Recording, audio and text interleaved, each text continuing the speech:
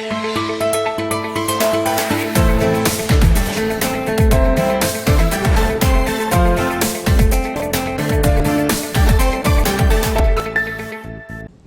पत्रिका टीवी में आपका स्वागत है। मैं हूं निरंजन और आप देख रहे हैं हेलो डॉक्टर का सवाल जवाब स्पेशल। दर्शकों के जो सवाल आए हैं हमारे पास, उनका जवाब देने के लिए आज स्टूडियो में मौजूद हैं आयुर्वेद विशेषज्ञ। उनसे आपको मिलवाते हैं। वैद्य वृंदा राव राज्य सरकार में सीनियर मेडिकल ऑफिसर आयुर्वेद हैं। वर्तमान में आप जयपुर के मानसरोवर स्थित आयुर्वेद डिस्पेंसरी में कार्यरत हैं। आपको करीब 22 वर्षों का अनुभव है। आपने आयुर्वेद की पढ़ाई राष्ट्रीय आयुर्वेद संस्थान जयपुर से की है और आपकी विशेषज्ञता महिला एवं बाल रोगों में है, मतलब महिलाओं और बच्चों की जो बीमारियां हैं उसमें आपकी दक्षता है। वैद्य जी, आपका पत्रिका टीवी में स्वागत है। नमस्कार।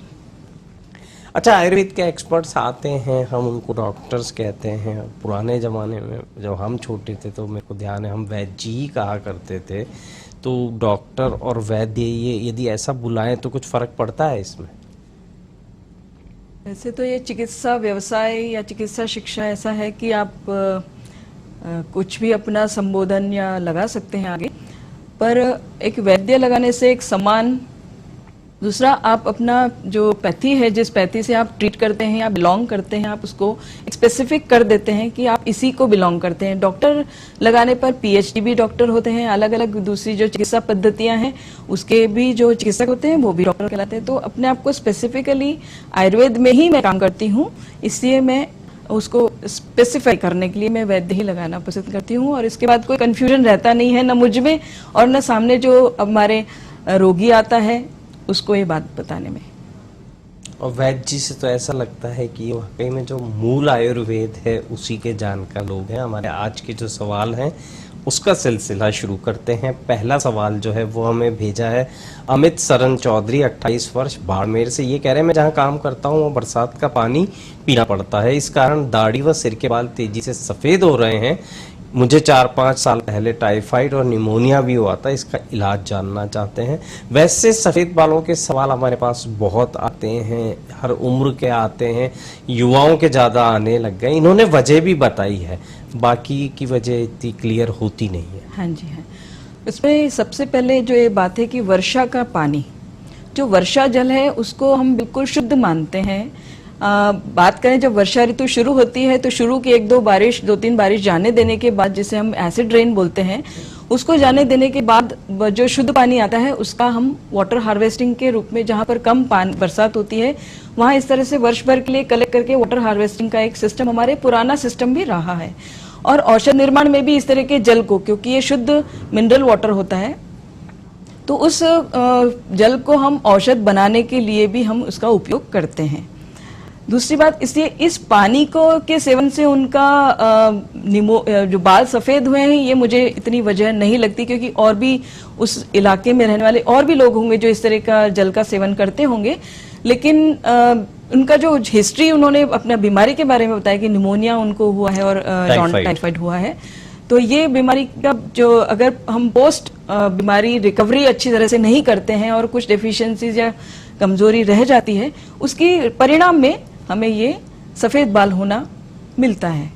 तो इनके लिए उपचार क्या है? इसके लिए देखिए, डेफिशिएंसी में सबसे पहले बालों की बात करें तो उनकी जो जनरल वीकनेस है, टाइफाइड का जहां तक बात है, उसके लिए 60 दिन का एक प्रोटोकॉल है जो लगभग पेशेंट सिर्फ बुखार उतर जाने के बाद ये मानते हैं कि हमें इसकी आवश्यकता नहीं है। जबकि पोस्ट डिजीज रिकवरी, जॉन्डिस और टाइफाइड ऐसे डिजीज हैं कि पोस्ट डिजीज रिकवरी टाइम मांगता है, और आपको वो टाइम अगर प्रॉपरली निकालते हैं तो वो ऑर्गन वापस से अपना नॉर्मल फंक्शनिंग शुरू कर देता है, जो कि हमारे पूर्ववत स्वास्थ्य के को प्राप्त करने के लिए जरूरी होता है। यहाँ पर उन्होंने कुछ गड़बड़ यानी छूट, अच्छे से खान पान का जो परहेज बताया है, उसका सेवन अगर हम लंबे समय जो भी उनको टाइम पीरियड चिकित्सक देता है उसको पालन करना चाहिए। वो नहीं करने का वजह से ये परिणाम आता है। तो जरूरत है कि ये किसी योग्य आयुर्वेद चिकित्सक को दिखा लें हाँ, और समझ लें कि अब इन्हें अपने खान पान में क्या शामिल करना चाहिए, तो हो सकता है इन्हें फायदा हो। अगले जो सवाल हैं वो खांसी से संबंधित हैं। वीके गौर कह रहे हैं मुझे काफी समय से खांसी की समस्या है, इन्हें इलाज जानना है। इसी तरह से कंवल जीत है, वो कह रहे हैं मुझे कुछ समय से खांसी है, ये सभी उपाय अपना चुके हैं, अब इन्हें घरेलू तरीका जानना है। जैसे पिछले दिनों मुझे भी सर्दी जुकाम हुआ था, वो तो ठीक हो गया, लेकिन खांसी अभी ठीक नहीं हुई है, रह रह के आती रहती है, तो क्या करना चाहिए? खांसी का जहाँ तक इस पर्टिकुलर सीजन का बात है, तो ये जो है ट्रांजैक्शन पीरियड है, यानी हम इसको आयुर्वेद में संधिकाल बोलते हैं, और ये शरद ऋतु और हेमंत ऋतु के बीच का संधिकाल है। देखिए हमारे यहाँ 6 ऋतुएं हैं भारत में, और इन 6 ऋतुओं के बारे में यहाँ इस भूभाग पर रहने के लिए, स्वस्थ रहने के लिए जानना बहुत आवश्यक है। तो शरद ऋतु से हम आगे यानी गर्मी से सर्दी की तरफ शिफ्ट हो रहे हैं। ये ट्रांजैक्शन पीरियड कई लोगों को समझ में नहीं आता, क्योंकि दिन गर्म और रात ठंडा रहता है, और इस वजह से हम दिन में ठंडी चीज़ों का सेवन करते हैं और रात में हमें ठंड लगती है।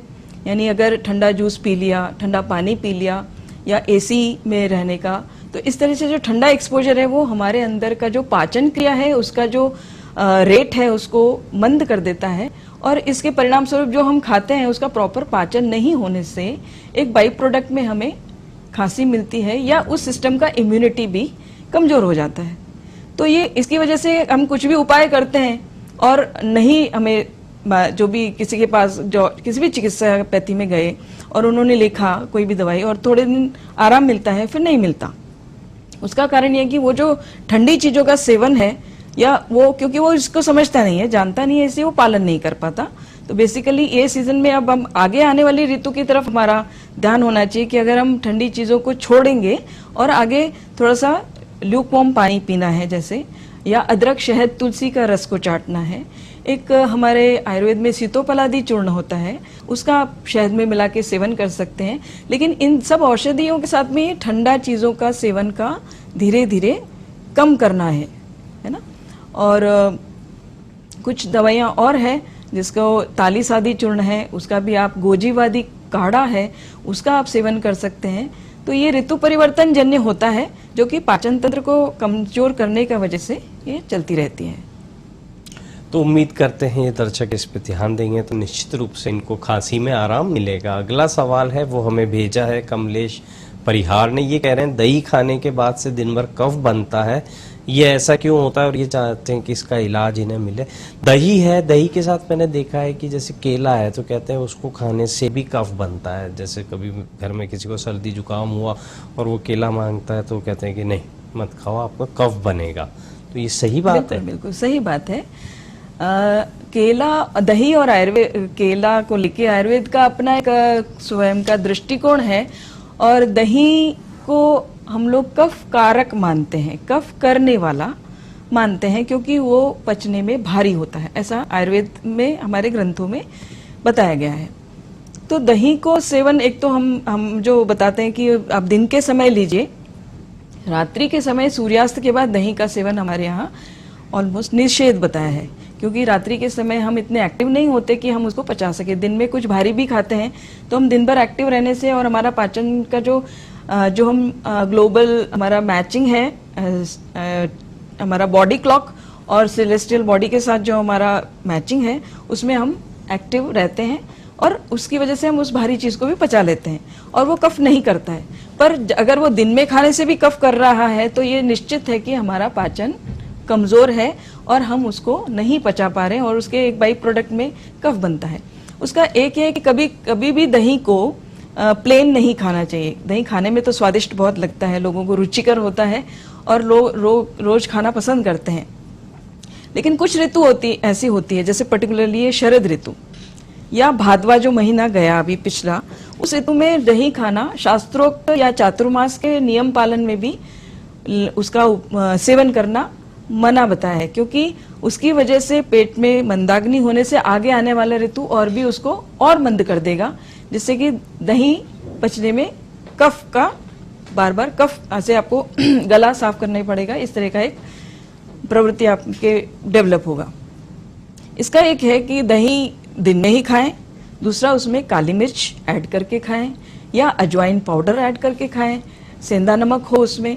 प्लेन दही नहीं खाकर इस समय थोड़ा काली मिर्च या अजवाइन का पाउडर ये लेने से वो नहीं होगा। तो उम्मीद करते हैं आप इस सलाह पर ध्यान देंगे तो निश्चित रूप से आपको फायदा होगा। हेलो डॉक्टर में अभी समय हो चला एक ब्रेक का। ब्रेक के बाद भी सवाल जवाब जारी रहेंगे। देखते रहें पत्रिका टीवी।